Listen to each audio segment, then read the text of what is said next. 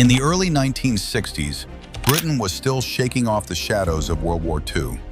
Industrial cities were filled with working-class youth searching for identity, hungry for music that felt raw, honest, and rebellious.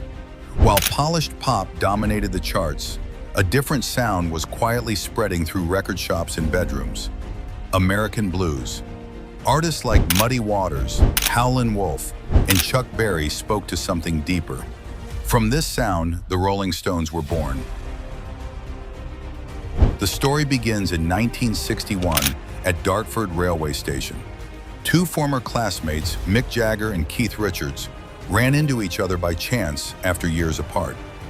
What reunited them was not nostalgia, but a shared obsession with blues records imported from the United States. Soon after, they met Brian Jones, a gifted multi-instrumentalist with a clear vision, to form a band dedicated to playing authentic blues music. The band took its name from a Muddy Waters song, Rollin' Stone, a tribute to the roots that shaped them. The lineup was completed by Charlie Watts, a jazz-trained drummer whose calm precision anchored the group, and Bill Wyman, whose understated bass playing gave their sound depth and drive. From the beginning, the Rolling Stones stood in sharp contrast to the clean-cut image of other British pop bands. They looked rough, sounded dangerous, and played with an energy that felt untamed. Their early years were filled with resistance. The British music industry initially rejected them. Record labels viewed their sound as too loud, too aggressive, and too American. Radio stations hesitated, and critics dismissed them as unpolished. At the same time, the media constantly compared them to the Beatles, who represented charm, optimism, and order. In contrast, the Rolling Stones were branded as the bad boys of British rock, a label that limited opportunities but quietly attracted a growing audience. Rather than change to fit expectations, the band leaned into their identity. That shift accelerated when they teamed up with manager Andrew Loog Oldham, who recognized their potential in being different. Oldham encouraged Mick Jagger and Keith Richards to write their own songs, pushing them beyond blues covers and into original material. This decision transformed the band. Songs like I Can't Get No Satisfaction, Paint It Black, and Jumpin' Jack Flash captured the frustration, desire, and rebellion of a generation.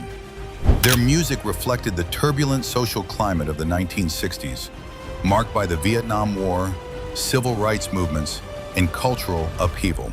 The Rolling Stones were no longer just a band. They had become a voice for youth who felt restless and unheard. Success, however, brought new challenges. Internal tensions grew, especially involving Brian Jones, whose struggles with addiction and personal issues led to his gradual separation from the group. His death in 1969 marked one of the darkest chapters in the band's history. Many believed the Rolling Stones would not survive the loss. Instead, they evolved. With the addition of guitarist Mick Taylor and later Ronnie Wood, the band refined its sound while staying true to its core. They released a string of landmark albums, Let It Bleed, Sticky Fingers, and Exile on Main Street, that cemented their status as one of the most powerful forces in rock music. While many of their contemporaries faded, the Rolling Stones endured. They adapted to changing musical trends, survived personal conflicts, and continued to fill arenas around the world.